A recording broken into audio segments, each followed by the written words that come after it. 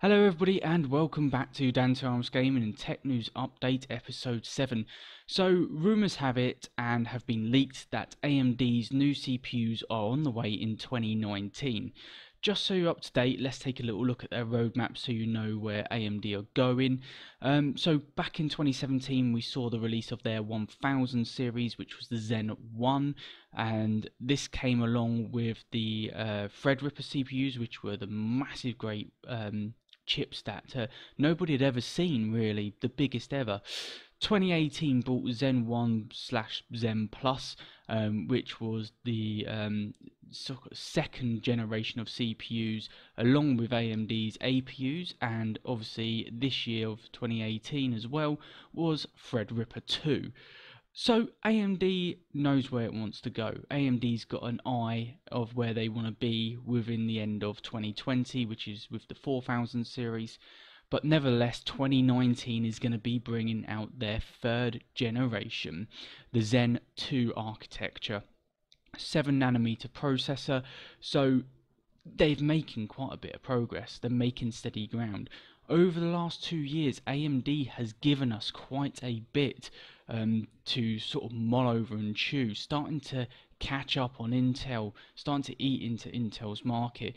And as a couple of previous videos I did, here's what the market shares were for September 2018, with AMD taking 65% of the market share on CPUs and leaving Intel with only 35%.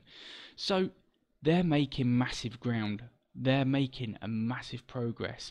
Intel is still going to be on their new i9 9900K, or their new 9th gen series is still going to be on the 14nm processors, whereas from 2018 to 2019 AMD are going to be on the 7nm processor. So huge ground they're making, absolutely huge ground.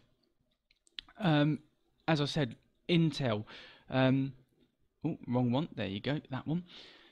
They are not really giving us anything new. Yes, the 9th gen is coming out. However, by this sort of official specifications that I've seen, they're now releasing their 9th generation straight into the mainstream market.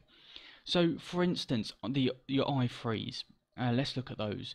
These were sort of your introductory level to Intel, the sort of the base, the bog standard processors that you could buy. The i5s were then the middle tier, for sort of more of your general day-to-day use. The i7s were for the high-end users, so your gamers and a bit of workstation workloads, and then the i9s for doing the workstations, doing the rendering, and then also the enthusiast users that were very, very high-end gaming, wanted everything best specs, as much gigahertz overclock as you could get. And yeah, Intel have released the 9th gen straight into the mainstream.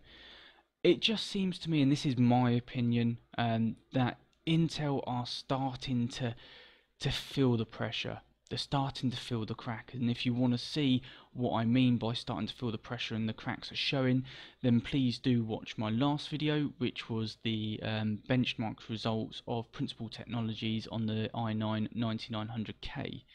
However, we are here to talk about AMD. We are here to talk about their third generation and see where they are basically going.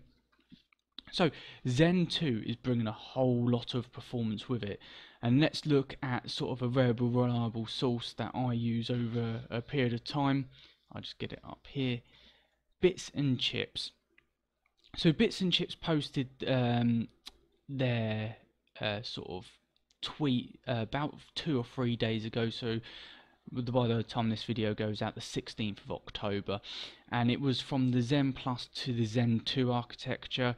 there will be an average of around about 13% on the IPC, which is the instructions per cycle, which you may not think is a great deal, but when I'll go and show you something in a minute, you will see.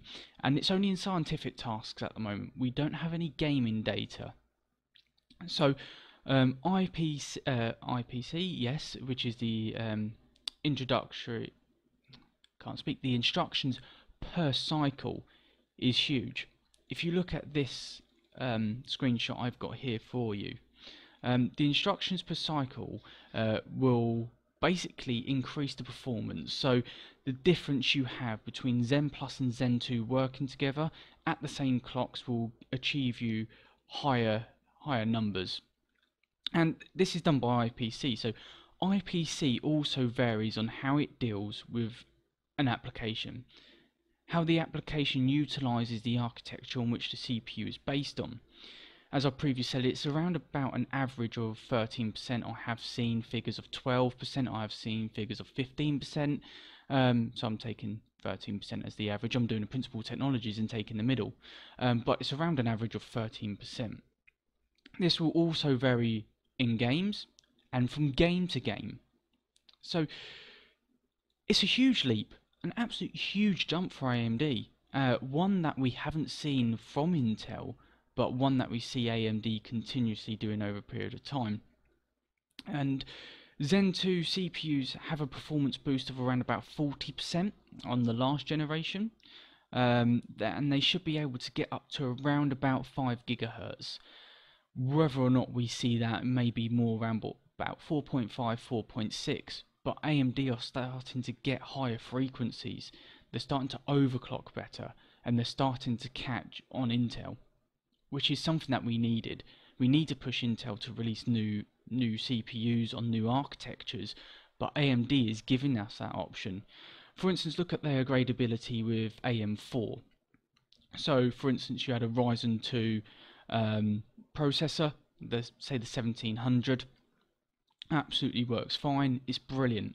However, you want to upgrade to a Ryzen 7 2700X, with Intel you have to go out and buy a new motherboard if you wanted a new CPU. However, AMD, you just have your old processor in, say the Ryzen 7, as I said, 1700, you then do a BIOS update, turn it off, take the CPU out, install the Ryzen 7 2700X, turn it all back on, and it works. Just with a BIOS update. No need to go out and buy a new motherboard. And the best thing about AMD at the same time is their price is competitive. It's lower than Intel. So on price performance, AMD has given us much more performance for the price than Intel are. And like I said, this, I think, in my opinion, has Intel running for the hills. And just to go back to the sort of the 5 GHz overclock, I'm going to use this here from the Guru of 3D, and I will scroll down, and as you can see there, from the Chief Technical Officer Gary Patton, recently talked about the upcoming 7nm manufacturing generation. The advantages compared to the 14nm have grown significantly. The die sizes could be more than halved, but clock rates increase. Another realistic, they said, around about 5 GHz. So, yeah, compared to Intel, AMD are taking a massive leap. They are moving forward.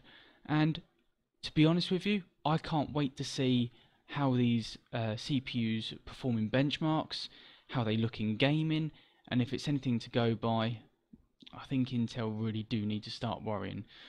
That's been all from me today. I hope you did like the video. Please do send me a thumbs up on YouTube, subscribe and share the page, and I shall see you all in the next video.